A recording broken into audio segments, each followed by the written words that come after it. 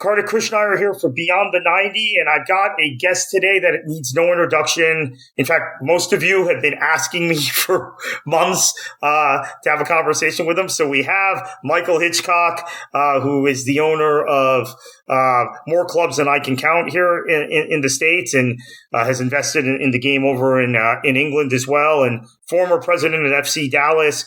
Proprietor of Playbook Management, was involved. Hitch, I think when I was at NASL, you were involved in at least 75% of our clubs, giving us consulting services and club services. And quite frankly, that stuff fell off in the league when the league moved on and you moved on. Oh, former president of NPSL as well. So, Michael Hitchcock, thank you for joining us. Yeah, thank you, man. Appreciate you having me on, and love everything you do to help promote this beautiful game. So thanks again. Yeah, thanks, Hitch. Let's start with Boone, North Carolina, and Appalachian FC, which is one of your clubs. Went through unbelievable tragedy in Hurricane Helene, and it's a club where obviously Appalachian State University, who is well known for their soccer program and their very good college football program. Outside of that, the town has about 20,000 residents, and it feels like every match day, maybe a quarter of them are at your games. Maybe not that many, but good percentage of the town is come out for your team there. So they have a special meaning in that community, and so. Hitch, walk us through a little bit of what you guys did as a club following the tragedy of Helene. Yeah, well, I'll share with you just for listeners who may not be aware of how that club, which we call the squatchiest soccer club in America, maybe the world, launched, and it was almost like a Phoenix type club in that App State cut men's soccer due to COVID-19, and they had a storied, historical men's soccer program that, I think the leading goal scorer in NCAA Division I soccer is still, the record holder is still a former App State player back in the day. So they had a cool little venue. It's so picturesque in the foothills, staring at the mountains. Just really, really a special place. And I had been there to games, and they had actually recruited my son to play college soccer there. He ended up going to VCU and not App State, but I became familiar with the market. And so I was I'm based in Dallas, Texas. I was in Dallas during the pandemic. No sports going on in the world. So I'm admittedly probably drinking one too many Modelo Especials in my pool. And I see the tweet that App State had cut men's soccer due to COVID-19. And I thought, you know what? I want to do something about this, right? I know it's a soccer league community and they got a great venue and you got to believe, right? As the saying goes. And so, called the NPSL up and asked who owns the rights to Boone, North Carolina, and they said where, and I said perfect. Send me the invoice, and so we ended up launching that team in 2021, coming out of the pandemic, and from the very beginning, just it resonated and connected with the community. We built this Bigfoot brand. I mean, that's the Appalachian Mountains, and almost every car you see will have the iconic silhouette of Bigfoot, sticker on the back. And so we knew that if we built a really cool, authentic brand that could connect with the community, that there was something special that could be built there. We worked with the best local businesses. Moonshine Brewing made Squatchy Ale, our own custom beer. The top local restaurants and bars became partners. So quickly, and we built a really dynamic local ownership group to complement ourselves and build something really special and something we're really proud of. Fast forward, Hurricane Helene. After a few years of successful football in Boone, destroyed that market. I mean, it was incredible the damage that was done in Asheville and Boone and some other mountain communities, and so much so that our office space, which was also our team shop, which was very, very popular, and we called it the Nest, was absolutely destroyed, and we were never able to move back into that space. We just recently moved into a new office space that has sort of a shop in the front where fans can come and buy gear and hang out and watch some footy on the TV, but not like what it was. I mean, it was this really cool, special place in a great location. And so, immediately coming out of Helene, our office was destroyed, but we actually had some gear that was not destroyed. And so we thought, well, that's a sign from the soccer gods. Let's take that, sell it, and donate 100% of the money to the local community. And that's what we did. And so, the squatchy gear that was not destroyed by the floodwaters, we ended up selling, and I think we ended up, raising close to $25,000. That we didn't give it to a charity that was getting plenty of funds and donations. We basically said to our fans, if you need help with paying a bill or need assistance with something, come to us, and we'll just give you some money to be able to assist at a time of need. And so, that club has really been an integral part of the community. And once again, from the very beginning when it launched, coming out of a pandemic that, shut down a very popular local, college and soccer program, to doing what we can when the community's in need. And what was really, really special is, we recently played in the U.S. Open Cup against One Knox, based on the team's performance the previous year in the NPSL. And the community reciprocated. Every restaurant provided the meals for our players that, we had to bring in 25 players from all over the country because most of the players don't live in Boone. And so we brought them up for a training camp. They ended up, the hotel, which was our hotel partner, provided free hotel rooms for the players so we could save that money and really invest in marketing and engagement. And the night was spectacular. I had over 2,000 fans on a midweek game. If you would have closed your eyes, it smelled and felt like an international soccer match. I mean, it was just absolutely incredible. And to see the community come together and to see so many people come up and thank us for continuing to push through a difficult time. And, and so it's not easy. It's just not easy in general when you're doing this, but much less when you have a tragedy like that. And so the community is coming back. It's a very resilient community, and everyone's working hard. And, they always say when the tragedy happens, the storm hits, you got everyone's attention. But, 6 months later, that's when it gets really hard. And so, we continue to do what we can to give back to the community and bring people together through great beer and fun soccer. Yeah, and everybody out there thanks you for your efforts and the club for its efforts. As the Western North Carolina looks to recover from the tragedy of Hurricane Helene. Let's move on, Hitch, and talk a little bit about the Pro Rel Soccer Shop, which you opened in McKinney now almost 2 years ago, I think. And the whole concept of promotion and relegation in football and globally and here in American soccer, taking a step forward with USL's decision 2 weeks ago to implement promotion and relegation within their professional structure. Yeah, it's an exciting time to be doing what we're doing, and we opened my wife and I Pro Rel Soccer Shop in this historic district. It's called Historic McKinney, and just to paint the picture for anyone who has not been there, it's about 32 miles outside of downtown Dallas. Not far from Frisco, where FC Dallas calls home, soccer hotbed in the North Dallas area. And my wife and I recently relocated to this historic district. The area, and we live here, so we're in like this live, work, play stage of life. We actually originally got the space as office space. I was like, let's move our office here. So I sold my car. I don't even own a car, first time since I was 16 years old. I don't own a car, and I walked to work. And, this area has 200 locally owned businesses. It's got 2 breweries. It's got, 5 wineries. It's got 8 coffee shops. And so that's just sort of the vibe of the area. On weekends, they do beer walks, wine walks, festivals. We have an Arts in Bloom wine and art festival coming up that will bring 60,000 people to the downtown area, and they block off all the streets, and it's live music. So that's just sort of the vibe for the area. And so we were actually working in our office on Oktoberfest, and they have a massive Oktoberfest here. They get 75,000 people to come out. And my wife and I were working before we were going to go meet some friends out for the debauchery that is Oktoberfest. And there was a stage in front of our office, and I swear I saw 1,000 people walk by drinking a beer. It's an open container district, so you can walk around and shop and drink. Drinking a beer and wearing a jersey, whether it's Premier League or Bayern Munich or Leverkusen or Dortmund. And I just turned to my wife and I said, let's open a lifestyle soccer shop. And, I come up with a few crazy ideas once in a while. She goes, what the heck is that? And heck was not the word, but I will use it. And I said, you know what? I don't really know, but the vision is we turn the office into a fun shop. We bring in couches, put up big TVs.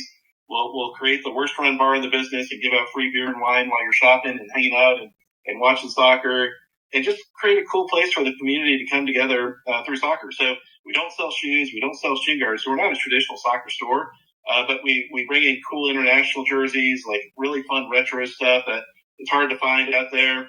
unless you do a lot of work on the internet, and then you got to pay for the shipping and all those expenses. So we bring it in and sell the jerseys for $65. Once again, we do free beer and wine with big games. Like if it's a Man City, Man U game, we'll do a make your own Irish coffee bar and work with a local coffee shop and the local distillery and get in the bourbon cream, and we'll do make your own mimosa bar.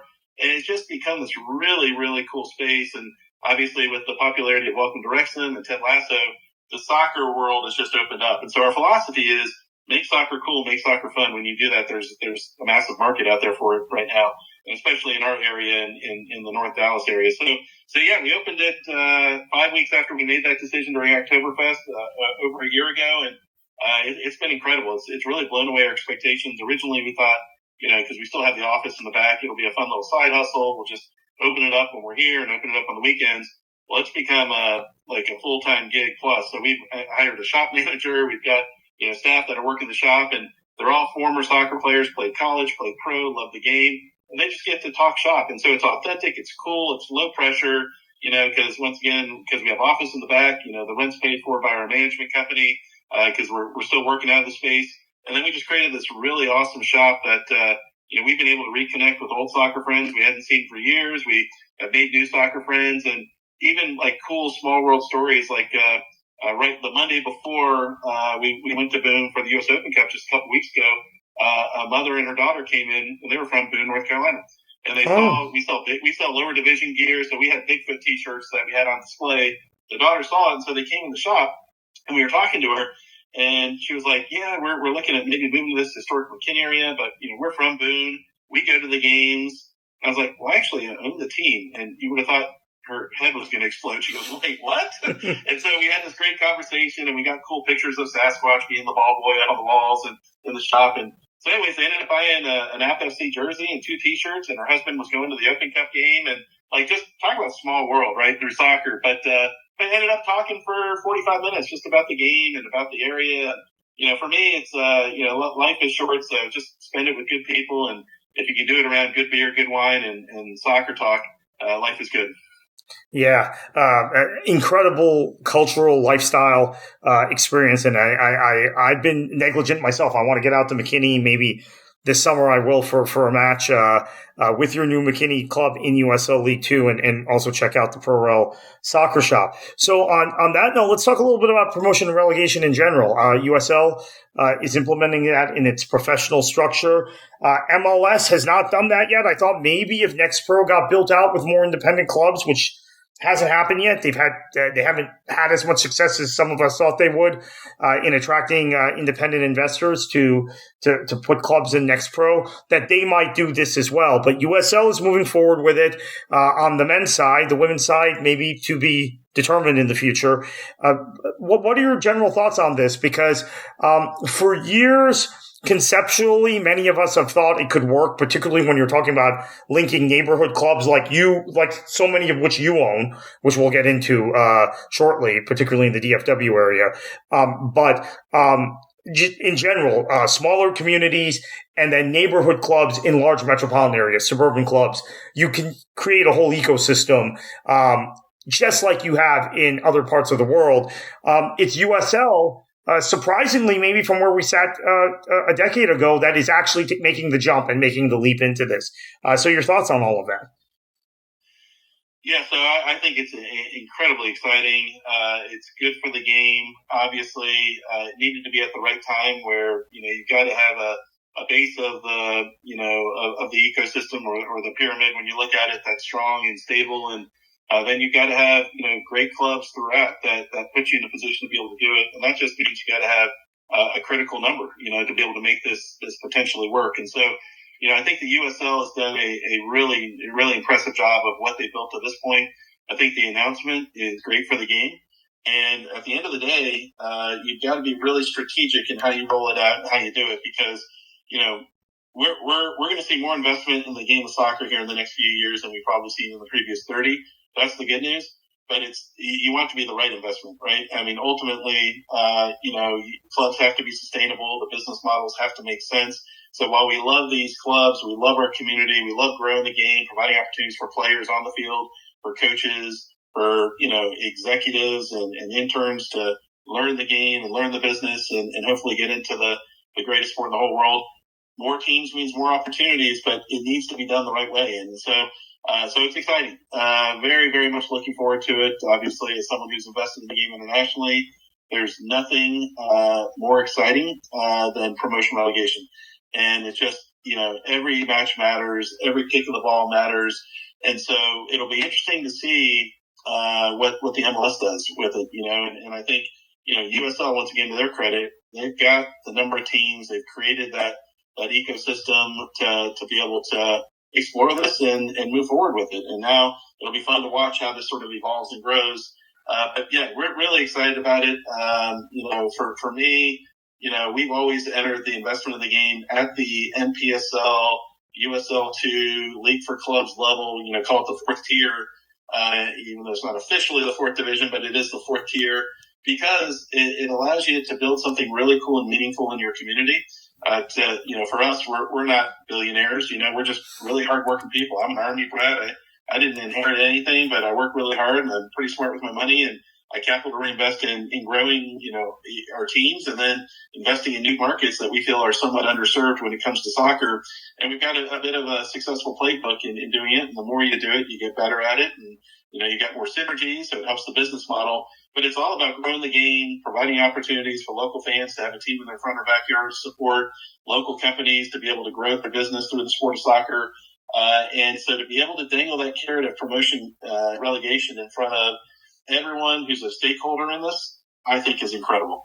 And the market will tell you where you should be. Meritocracy will tell you where you end up. So let's go, man. This is, it's going to be fun.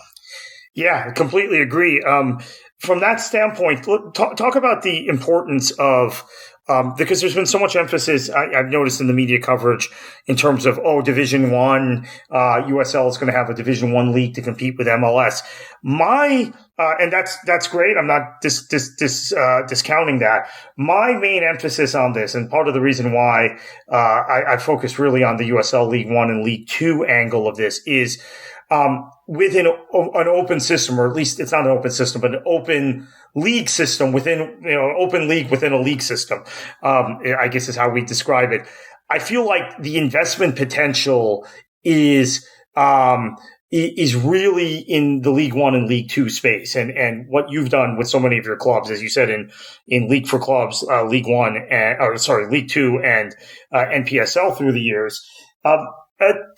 Talk to us a little bit about that, because I feel like this is where you're going to see the entry point for new investors and maybe new community clubs, and an incubator for new ideas in the sport as well, because we have promotion and relegation in USL now. I think that's where this is going to be great for the game is, someone is not going to have to, or they won't invest at the second division level or the first division level, that maybe the market's not ready for it, or maybe their organization doesn't have the infrastructure to be able to support a team at a very high level today. Doesn't mean they can't tomorrow. And so I think you're going to see more investment and growth at, the fourth tier and the third tier, where, you have a chance to get in, create the proverbial foundation, and then build the house, right? And once again, markets will tell you, what level you should be at.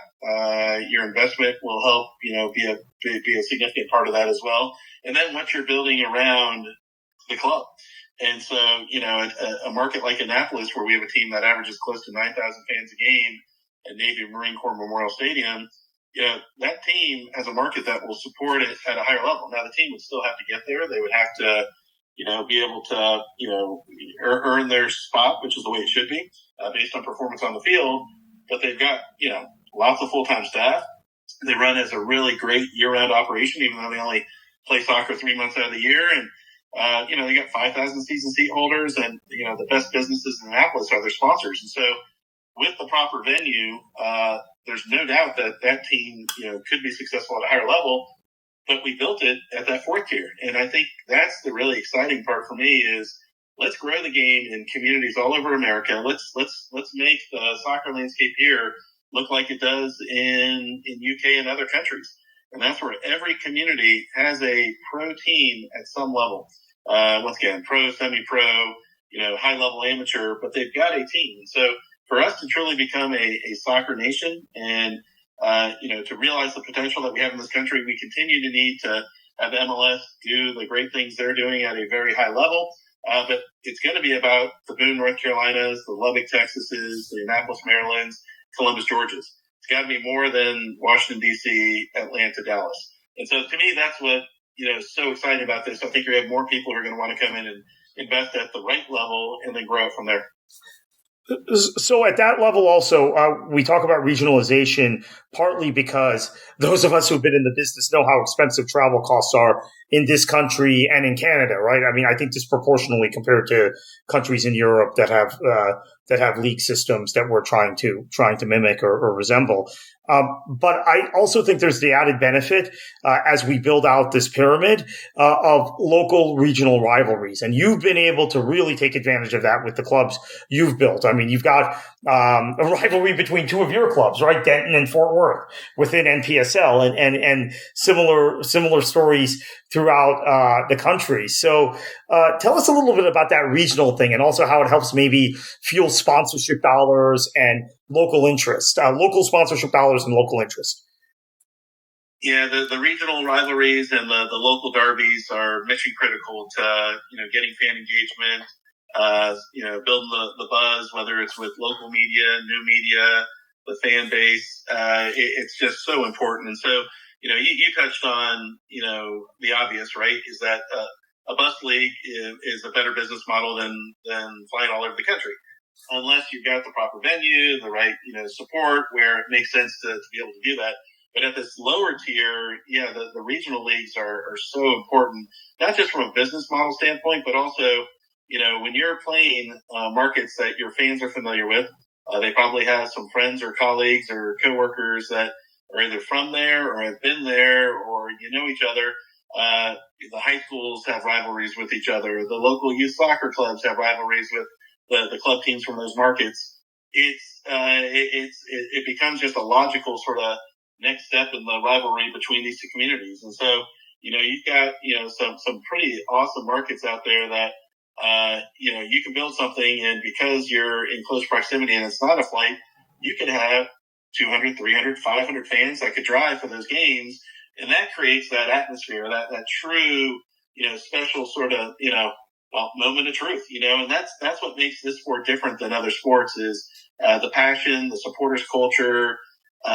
You can build that when you've got good local derbies and regional rivals. Yeah. So our last point of discussion here today, and I know you could probably wax lyrically about this, Hitch, as one of the builders of this. For me, the DFW Metroplex, and I wrote a story about this not that long ago, probably about 6 to 9 months ago. The DFW Metroplex has become what, when some of us were growing up playing the sport, you and I are roughly the same age. So, Southern California and Northern New Jersey were eventually, maybe it became the Chicagoland area when they were developing guys like Brian McBride and Jonathan Spector and South Florida, my area. Now, to me, DFW is the epicenter, and you've got, beyond the first division team, FC Dallas on the men's side, and now Dallas Trinity in USL Super League on the women's side, first division team, you've got this build out of neighborhood clubs and local rivalries and the best youth soccer in the country and the best youth soccer tournament in the country. You've got now your team coming online in McKinney this season. You've got Denton, Fort Worth, obviously Texoma now is kind of on the fringes of the Metroplex.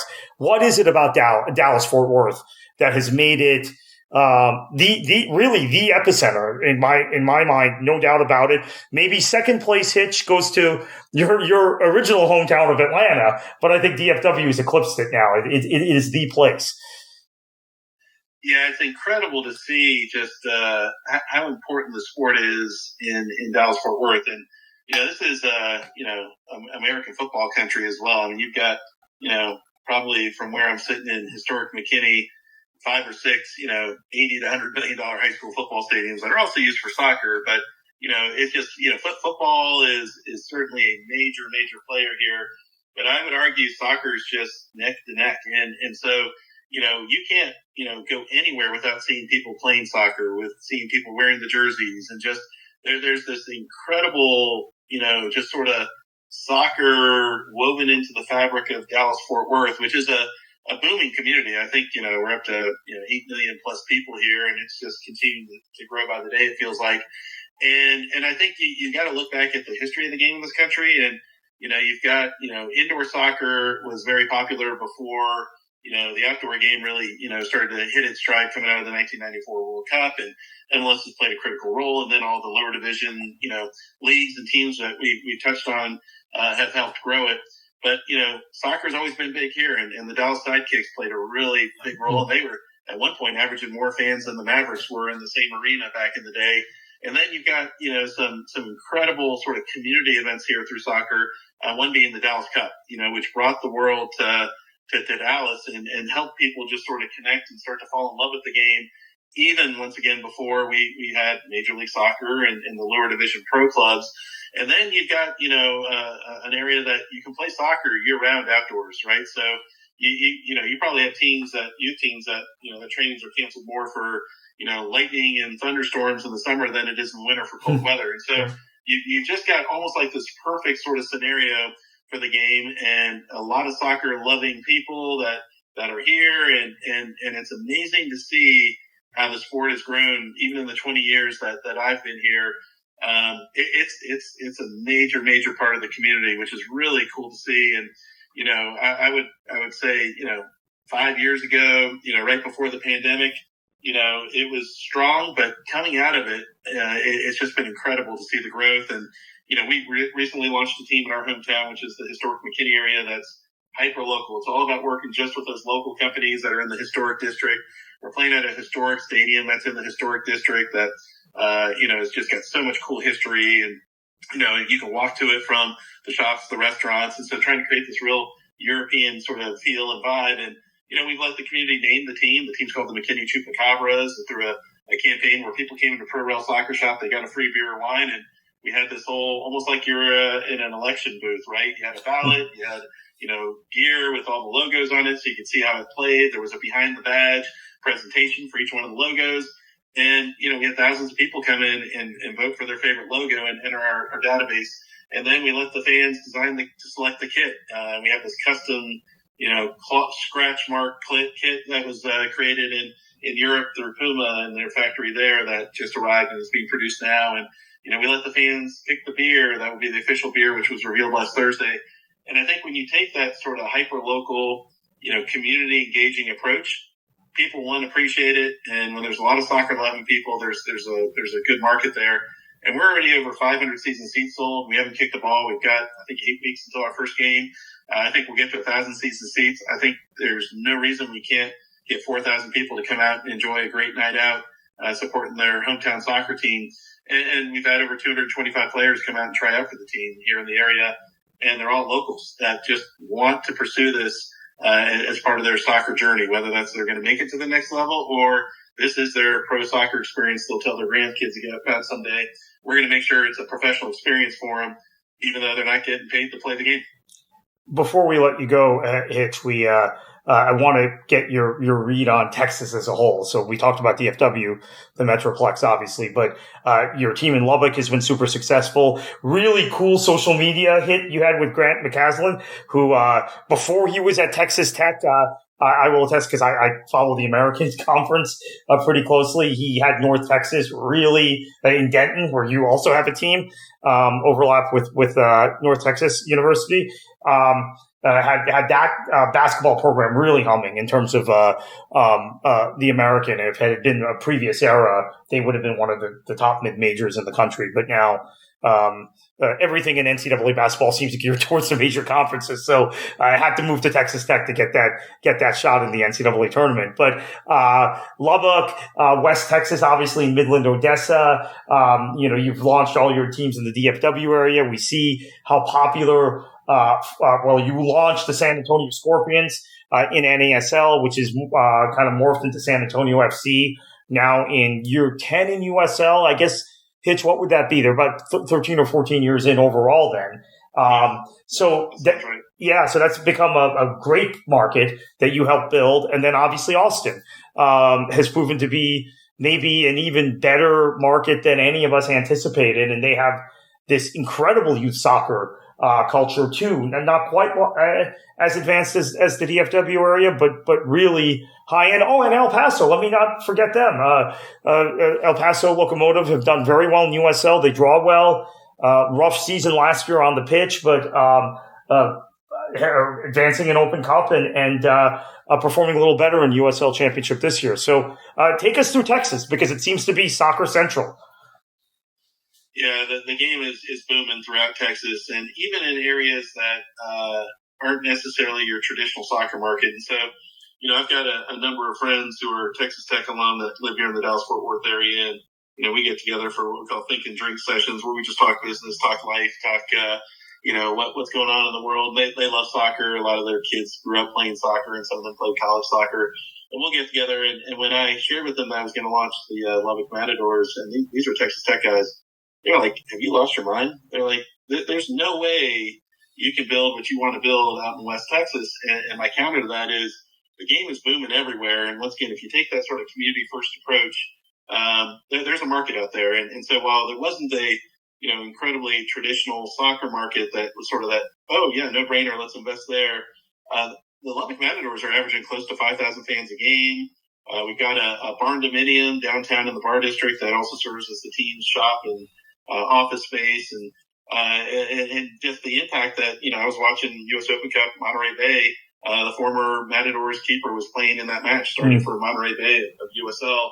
And so, helping players get to that next level, helping inspire the next generation of players, and while introducing the game at a really high level to fans there, with the best local companies. And so, we work with the top local brewery, which has our co-branded beer that's out in the, at the United supermarkets. And, we've got just incredible engagement, all the way through.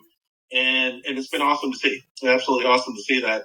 Well, that you wouldn't naturally think that in, West Texas, which is, 5 hours due west of Dallas, which is a major metropolitan area and a soccer hotbed, as we've discussed.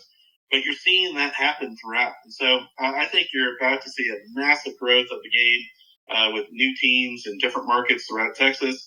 I think you're going to start seeing these successful teams like San Antonio, which you mentioned, build soccer stadiums. They've got an absolutely killer, stadium that we were a part of helping develop and build, and bringing in the partners before the Spurs Sports and Entertainment, ended up buying the team and moving it to USL. And those venues, I think you're going to start seeing some investment in stadiums at the lower level.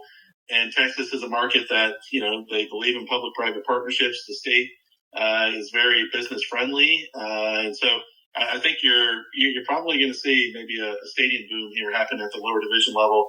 No different than Laredo Heat, is another one, formerly NPSL. They built a soccer stadium, and so you're going to see those I think start to pop up. And when you have that proper venue, and now you've got the potential for promotion relegation, sky's the limit, right? I mean, it's going to be awesome to see where this can go. But once again, we all have to be very strategic. We have to be smart with where we're investing the money. We have to capital to reinvest when we're having success, and make sure that, we're staying true to and authentic. And our mission is to grow the sport of soccer in the markets that we call home. And we just got to stay true to that, every step of the way. And when we do, I think the future is very bright. Lots of blue sky out there for sure. Yeah, should not have forgotten Laredo Heat, who are back in USL League 2 this year, moving back over from NPSL, and they have played for 3 or 4 national championships at the USL League 2, formerly PDL level. Hitch, last thing, college towns. You've had a lot of success, Annapolis, Boone, Columbus, Georgia, Lubbock, Denton. These are all college towns. Does that have is that part of the formula, or is it just a coincidence? No, I think it certainly is. It is a formula. I think we've been able to go into markets that in some cases have women's college soccer, don't have men's. In some cases, you have both the men's and the women's. And in all those scenarios, I think if you take the right approach, if you build a right brand that connects with people locally, you ask the community what they want, and then you're smart enough to give them what they said they want to be a part of. I think it can work everywhere, but, college communities tend to be the right size, where, no doubt Dallas-Fort Worth with 8 million plus people, and I think more major league and minor league pro sports teams across all sports per capita than anywhere in the world. with everything else going on, including, high school football, where you have some high school football programs with 14,000 season seats in those incredible stadiums we talked about earlier. SMU and TCU football also, right? I mean, they're huge. Yeah, you got lots of competition. And so in the smaller markets, you have a chance to really rally that community around the team and with maybe less direct competition. And so I think there are many models that can work. And also it's what you're trying to accomplish with the team. I mean, not all of our teams are going to be the Annapolis Blues with 9,000 fans, and we're very realistic in our expectations, and we build the business model around, what we think we can create, and then we just want to do it better tomorrow than today and repeat. And so just keep growing it, year over year, month over month, day over day. But we're not getting ahead of our skis, as they say, and, going to go out of business because we're overspending. So we try to be really smart and strategic in building the business. They all have a playbook that we think works. It's just adapted to the market. And then it's all about connecting with the community and, once again, asking people what they want and then giving it to them. Hitch, thank you so much for your time, and thank you for everything you do for the game in this country. No, I appreciate it. Always fun to talk shop. And once again, as I mentioned earlier, it takes a village to do this, and it takes so many people in so many different places to grow the game. And, when you think about when I started this business 28 years ago, what people thought of soccer in this country, and then fast forward to where we are today, it's pretty incredible to see the growth. And I credit a lot of that to everyone who's given a lot of time and effort, and in some cases money, to grow in the game they love. And so when we come together, it's pretty incredible what we can accomplish. That is for sure. Thank you.